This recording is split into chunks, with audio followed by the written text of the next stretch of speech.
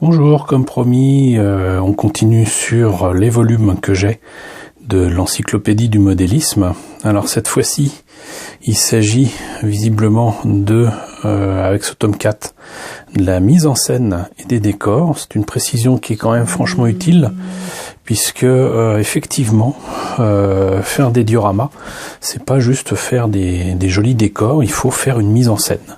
Et une mise en scène qui implique que sur la maquette qu'on est en train de réaliser, on raconte une histoire, on raconte quelque chose. Il se passe quelque chose que l'on voit qui est figé dans le temps. Ça peut être le passage de personnages, de figurines, ça peut être l'histoire d'un véhicule en fonction qui sort de l'usine ou qui est rouillé. Et pour ce qui nous concerne, puisque sur ma chaîne on parle essentiellement de fantastique et surtout de science-fiction, même un vaisseau spatial, la mise en scène est importante. Je pense que c'est ce qui fait que mon Enterprise détruit plaît autant, puisque au lieu de le présenter comment dirais-je, comme pourrait l'être un vaisseau spatial dans Star Trek, j'allais dire normal, c'est-à-dire qu'on a la tendance à le présenter en train de fonctionner donc de manière latérale, alors que bon, dans l'espace, le sens dans lequel on prend un objet, on s'en fout un peu, mais voilà, si vous le mettez comme ça, le vaisseau, quel que soit son état, on va considérer que il est en fonction, en tout cas qu'il a l'air fonctionnel. Et si vous le mettez par contre en train de tomber dans une position déséquilibrée, vous lui donnez un dynamisme, vous lui faites raconter une histoire. Si en plus c'est une épave où très clairement des détails semblent prendre feu ou ont pris feu il y a peu de temps, voilà, vous avez obtenu une mise en scène. Et c'est pareil pour les robots. C'est pour ça qu'il est très important, même si on n'a pas de décor, d'étudier la façon dont on veut mettre justement en scène les robots en question, s'ils sont articulés. Et dans ce cas précis, il suffit de choisir la pose qui vous convient le plus, qui raconte une histoire ou non, qui vous convienne. Voilà, c'est ce qui d'ailleurs justifie, je pense, la réalisation chez Bandai des Action Base qui permettent des poses de fou sans à se soucier de l'équilibre de leur gunpla et qui permet donc des poses extrêmement dynamiques. Quoi qu'il en soit, donc revenons à ce livre. Donc l'encyclopédie du modélisme, tome 4, mise en scène et décor, c'est toujours sous la direction de Rodrigo Hernandez Cabos et ça a été publié au début des années 2000, très certainement en 2003-2004, chez Histoire et Collection. Je viens de vérifier, c'est 2004. Donc, il a déjà 14 ans, Histoire et Collection, je ne sais pas s'ils ont encore ça dans leur stock, j'en doute même très certainement, puisque la boîte a été reprise par d'anciens employés de cette société qui a chuté ces dernières années, comme beaucoup d'autres éditeurs, pas seulement de livres, mais surtout de magazines. Et heureusement, il y a des gens courageux qui ont repris tout ça, mais je pense que les stocks ne faisaient pas forcément partie des livres repris par la nouvelle entité que représentent actuellement les magazines publiés encore par Histoire et Collection. Quoi qu'il en soit, donc, vous le trouverez certainement sur le net relativement facilement. J'en ai trouvé moi-même trace sur Amazon, sur eBay, etc. Et donc ce tome 4, avec la mise en scène et des décors, on va voir tout de suite ce que ça donne. Donc, à l'arrière, on voit bien qu'il s'agira d'étudier la façon de faire très certainement la nature, du feuillage, de l'herbe, mais également des environnements urbains, et très clairement là, des environnements urbains pendant une période de guerre, ou des reliefs rocheux, là aussi visiblement, si je me rappelle bien de mémoire, en période de guerre.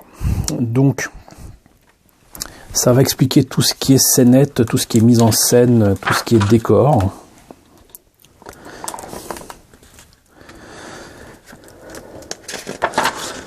Et toujours ces chapitres qui commencent par introduction. Bref, les petits terrains, c'est encore le plus simple à faire. Et c'est ce que je vous recommande plutôt que de faire de gros projets si vous débutez dans ce genre de discipline. Et ils expliquent comment faire un décor très simple, la réalisation du terrain. Très souvent, en fait, on vous conseillera de ne pas faire en sorte que ce qui est présenté sur le diorama soit de biais. soit pas du tout équilibré. Là, vous voyez par exemple la route elle passe au milieu d'une diagonale à une autre et encore pas totalement. C'est pas tout droit comme ça. Une mise en scène souvent pour donner un aspect justement comme vous voyez là, un petit peu dynamique dans le sens où on devine que ce tank est en chemin, que le tank est en route. Si vous le mettez de manière perpendiculaire ou trop carré, il va sembler figé. Alors que là, il vient vers vous. Et donc en fait, c'est une mise en scène, c'est une composition. Voilà. Et faire des rochers, du sable, de la boue, ça semble pas évident pour tout le monde, mais quand on s'y met, finalement, c'est assez simple. J'arrive même pas à lire le titre. Là, visiblement, ils indiquent comment utiliser des feuilles en photodécoupe. Du liège est utilisé, mais aussi cette pâte auto-durcissante que je vous ai recommandée à l'achat chez Action. Hein. Donc là, c'est de la DAS. Mais c'est une espèce de pâte argileuse qui sèche à l'air et qui est bien pratique, mais qu'on a intérêt à travailler rapidement. Il en existe des très légères qui sont livrées en plus petite quantité, mais qui coûtent extrêmement cher. Et comme je vous ai déjà démontré, tout ce feuillage là en photodécoupe, c'est bien, mais ça coûte extrêmement cher, alors que vous pouvez avec des emporte-pièces fabriquer des feuilles à partir de feuilles. Mais ça reste quand même assez impressionnant, hein. C'est pas parce que c'est cher que ça n'est pas impressionnant, puisque là c'est carrément des feuilles de vigne qui ont été réalisées. Donc là ça pousse le respect en termes de détails. Donc là vous saurez tout avec cet ouvrage sur la façon de réaliser ce genre de choses. Là, c'est un pas à pas qui est quand même plus réussi que dans les précédents volumes, je trouve. Un archer anglais qui est donc du coup une figurine, mais qui est présenté sous un arbre, avec carrément des champignons et tout. Là, scénette typique s'il en est, avec des tanks, des soldats et tout ça, mais encore une fois, végétation, décor, muret détruit, fabriqué apparemment avec des morceaux de polystyrène extrudés. C'est une matière sur laquelle on reviendra un de ces quatre. J'ai bien l'intention de vous faire de toute façon pas des tutos, mais des sujets autour de ça, pour vous montrer qu'il est possible de faire des choses simplement. Et parce que là, c'est bien, c'est super, c'est même très certainement fait pour durer dans le temps, mais je trouve que la majorité de leurs méthodes, déjà, sont un peu datées, mais surtout sont beaucoup trop onéreuses. Il y a moyen de faire maintenant beaucoup plus simple et beaucoup moins cher avec ce que j'aime beaucoup, à savoir de la récupération. Mais il n'empêche que là encore une fois, avec ce feuillage et cette végétation photodécoupe, on peut pas se tromper, on devine ce que c'est, on sait que c'est du lierre, on sait que c'est une feuille de vigne, on sait que c'est ceci, ce qui est cela, et ça pousse le réalisme assez loin. Les arbres, comment faire les arbres? Combat aux abords des ponts, donc là, utilisation encore une fois de liège, de cartes plastiques. Cartes plastiques, ça peut être fait à la main, mais des fois c'est vendu tel quel. Vous aurez certainement aussi des solutions selon les échelles, notamment dans le modélisme ferroviaire. Là c'est plutôt du 1,35, donc ça m'étonnerait qu'on trouve ça n'importe où, mais voilà. Le banc du parc, voilà, c'est un détail tout bête. Les accessoires, espèce de petites trottinettes à moteur, je sais pas de ce que c'est, des trucs en métal qui sortent d'où, on ne sait pas, mais vous voyez cette photo, donc là cet arbre là raconte quelque chose et on ne doute pas qu'on est en dessous d'un boulot, et du coup ça rend non seulement la scène réaliste mais vivante. Encore les arbres, là ça va être comment faire les figurines, mais j'imagine que là, avec cette scénette là, on va expliquer comment faire non seulement un décor genre à Leningrad ou quoi, mais surtout peut-être comment faire la neige. Je vous en ai parlé déjà plusieurs fois. À chacun sa méthode, hein, mais il y a moyen d'obtenir ça assez facilement. Mais bon, c'est vrai qu'il faut compter sur la façon dont tout cela tient dans le temps. Mais vous voyez, les décors, c'est aussi savoir faire une porte, savoir faire quelque chose à l'échelle. Je n'ai pas vu de... Là, là on n'a pas le temps de lire, mais il serait bon de voir aussi ce que c'est que la notion d'échelle pour des pavés, pour des tuiles, pour une toiture, pour un véhicule, pour un objet.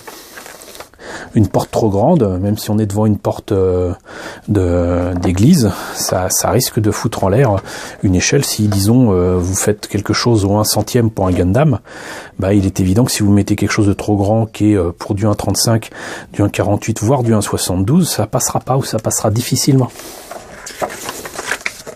Il faut que c'est un rapport avec la réalité et ce que chacun a pu constater et a pu découvrir de ses propres yeux. Voilà. Vous ne faites pas les ruines d'un bâtiment qui était fait qu'on appelle ça en briques, donc brique qui est fait en argile cuite. Les débris, la poussière qui recouvrira le tout n'a rien à voir avec ce que vous obtiendriez avec un mur en béton ou un mur en vieille pierre.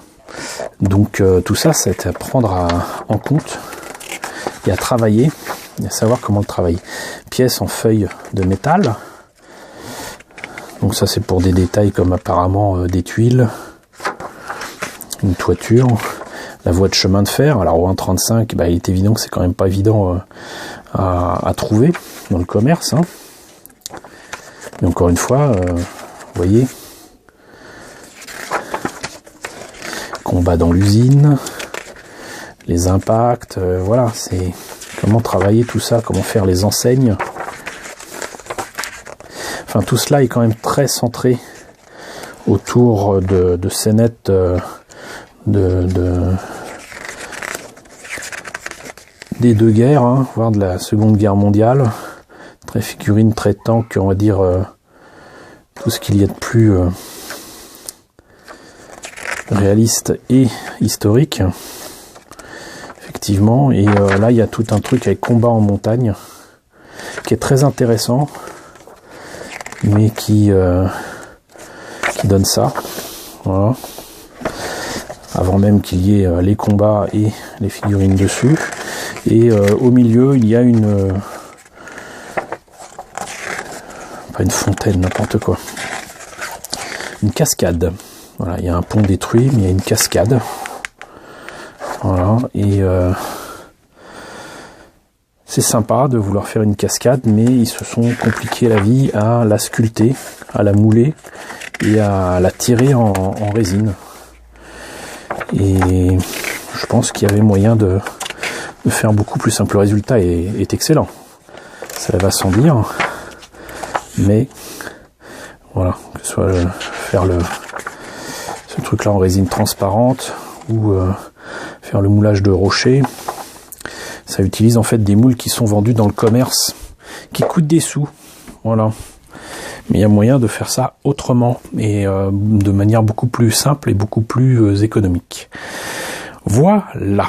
Donc ma conclusion, c'est que si on découvre ces domaines-là, cette discipline-là, forcément vous apprendrez des choses, c'est logique.